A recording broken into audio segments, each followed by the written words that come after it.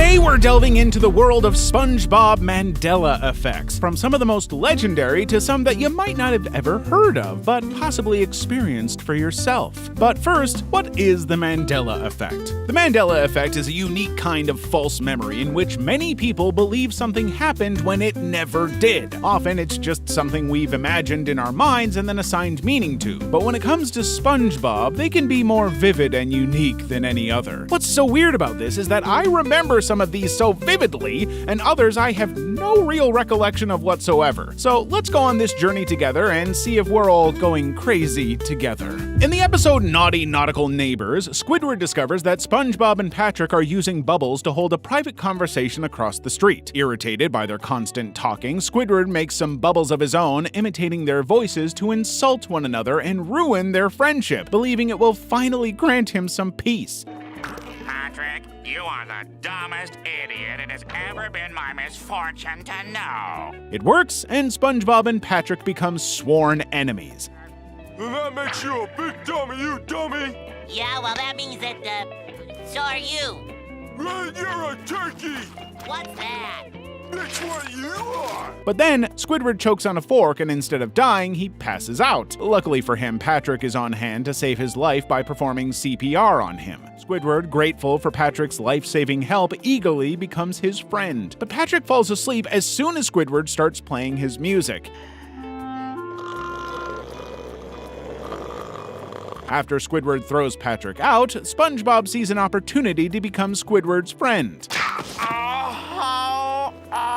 My back! After SpongeBob cracks Squidward's back, Squidward calls him a friend, and the cycle continues. The episode follows SpongeBob and Patrick's battle to make Squidward their friend, intruding on his private life and turning Squidward's life into more chaos than when SpongeBob and Patrick were best friends. He comes up with a contest that will determine who Squidward's best friend will be, but actually it's just a plan to reunite them, and it works, with the two of them destroying Squidward's house in the process.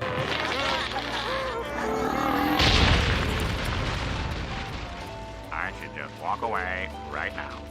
Just like old times. Now, some people have a unique memory of a scene just after SpongeBob cracks Squidward's back in which Squidward tries to find his keys to get into his house. He pulls out a set of keys and starts fumbling to find the right one, but finds it surprisingly hard. Some people claim it was the payoff to a running joke about Squidward and his overwhelming number of keys. But when they went back to rewatch the episode, the scene was not there. I actually have no recollection of ever seeing Squidward fiddling with his keys at all, but apparently that's something that many others have seen throughout the whole series, so maybe I'm just not paying attention. In the live-action segments of the two-part episode Party Pooper Pants, Patchy organizes a house party, but SpongeBob is the only guest who doesn't show because he can't understand the invitation. Whoever sent this obviously has no idea about the physical limitations of life underwater. The water has smeared the writing. Believing that the sender doesn't understand life under the sea, he throws the letter into the fire. Well, might as well throw these in the fire.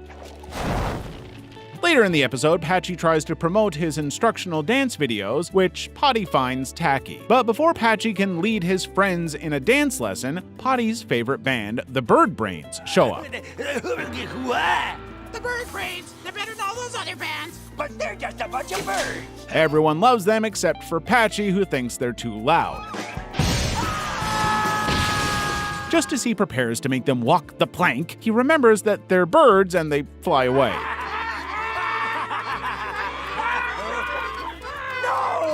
I forgot that you're birds! Eventually, Patchy tries to fix the music problem by performing a song he wrote as a one-man band. Yo ho, yo ho, yo ho, yo ho, yo ho, yo ho, yo ho, yo ho, yo ho. Ah! Potty puts some earphones in and lets Patchy start performing his song, reminding his pirate buddy not to forget the flute solo. Thank you, Potty. I almost forgot. But as Patchy starts playing, he remembers, I don't play a flute. I play a fife. and this is not a flute. Ah! Potty, no! It's a stick of dynamite. It explodes, leaving only his head intact, which is kinda dark for a kid's show. Anyway, the Mandela effect for this episode is the whole episode. Yes, some people actually don't believe this episode ever aired or was somehow released only recently. And we're talking about SpongeBob mega fans, people who have spent their whole lives watching this show on Nick. Yeah!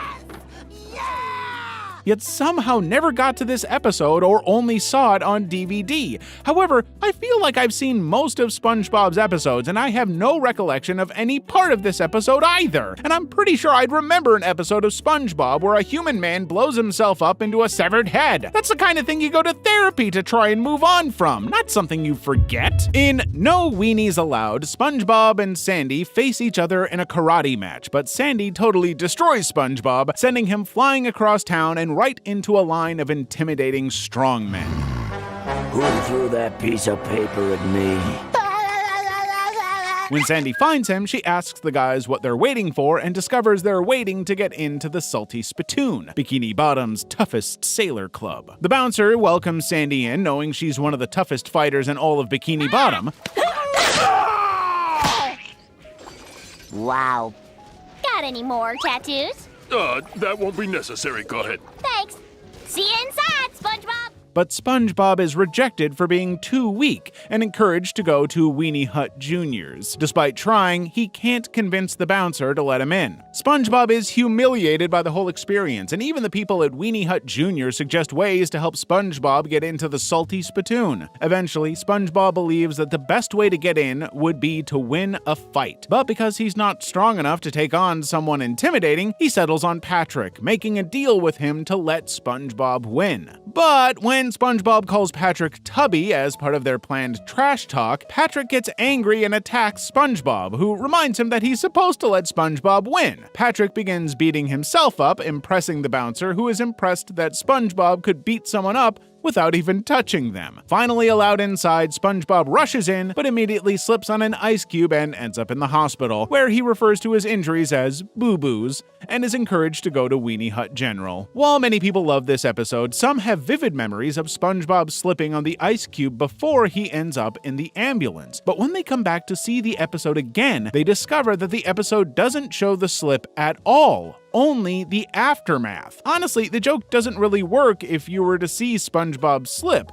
but those who claim to have seen it are really adamant they saw it. And who am I to say that they're wrong just because I didn't see it myself? Well, they are wrong because it doesn't exist. But if this video teaches you anything, it's that we're all insane. In the SpongeBob SquarePants movie, Plankton steals King Neptune's crown and frames Krabs for it, something SpongeBob offers to fix by finding the crown before Neptune can execute Krabs. In Total Control, Plankton finally steals the Krabby Patty formula from Krabs and uses it to improve and sell his own version at the Chum Bucket alongside special helmets that, when worn, can brainwash the users into doing his bit. They're just cartoons, bright colors, silly jokes, harmless adventures. But what if that's only the surface? What if something darker is hiding behind the laughter? Abandoned cities beneath the ocean, where the sky isn't made of clouds at all. Radiation that created strange beings who believe they're normal. Families living in a world that already ended, pretending everything is fine. Every episode isn't just a story, it's a clue, a trace of catastrophe, a world after the apocalypse, carefully disguised as childhood nostalgia. The signs were always there. In the background, the silence, and the details no one questioned. Are you ready to see what was hidden in plain sight? Welcome to the theories that change your childhood forever. Subscribe if you're ready to see the truth. His bidding. With a whole army under his influence, he takes over Bikini Bottom and turns it into his domain. SpongeBob, Patrick, and Neptune's daughter, Princess Mindy, set out to try and free Bikini Bottom from Plankton's control. But eventually, the solution comes from SpongeBob using his rock energy to play Goofy Goober Rock on the guitar, freeing everyone and saving the day. The only question is, what was he wearing and what guitar was it? This one is easily the most legendary Mandela effect in the entirety of SpongeBob SquarePants' existence. It seems like everybody has a very different recollection of how this sequence played out. I know I did. I could have sworn that in this sequence, SpongeBob was dressed in all blue and playing a V-shaped white guitar, but nope. could not have been more wrong. He's playing a brown peanut-shaped guitar and wearing all purple. It's significantly less awesome than my brain made it. I don't know how to feel about that. And apparently, this is probably the most common Mandela effect related to SpongeBob. I've seen everything from claims that it was a double neck guitar to SpongeBob wearing a wizard's outfit. And honestly, at this point, I don't know what to believe. I'm pretty sure that the V-neck guitar confusion comes from the pointy boots he wears, but as for the rest of it, I think we're all just losing our minds collectively, and over a cartoon sponge of all things. Let's continue the SpongeBob movie train since it seems so many people have memories of this movie that just never actually happened. Here's another one that seems to have come up online. Someone has a vivid memory of a scene where Plankton makes King Neptune wear a bucket as a kind of hat to cover his bald spot, but only on his chin. So a chin hat,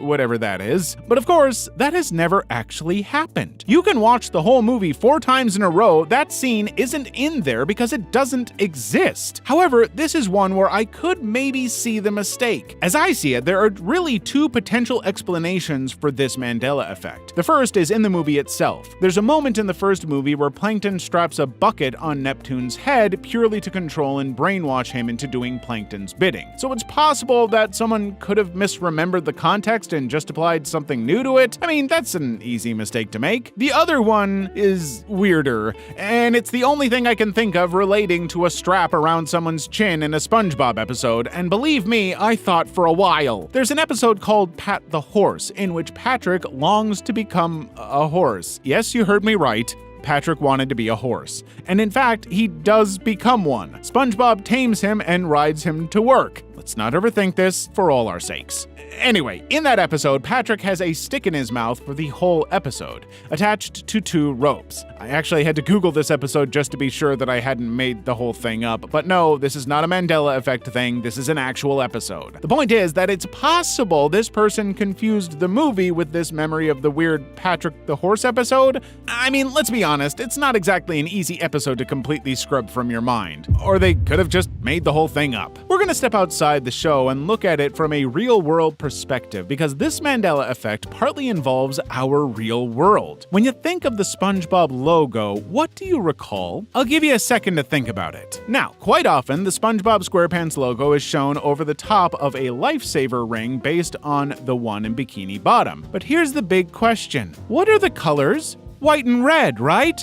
Wrong. I thought that too. Actually, that is how Nickelodeon markets the show in the real world, adopting a kind of simplistic life ring imagery with a red and white color scheme. But it's not based on the show at all, because the one in the show has a very different set of colors, and I have no idea how I never noticed it. Or more specifically, how I forgot. The life rings in the show are actually purple and orange, 2 very different colors, which is so weird. I mean, I know that Bikini Bottom isn't real and it's a cartoon, so they're obviously going to lean into visually unique and eye-catching colors, but it's so weird that Nickelodeon would decide to market it with something totally different than the one in the show. I'm starting to think that Nickelodeon is making a giant effort to gaslight us with delightful insanity. SpongeBob SquarePants is such a surreal show in its own right that it tends to lead to some really weird Mandela effects. I mean, we have an episode where Patrick becomes a horse just because he wants to, so I guess that's to be expected, right? Or maybe we're all just losing our minds and inventing things that never actually happened. I don't know, man. I just like cartoons.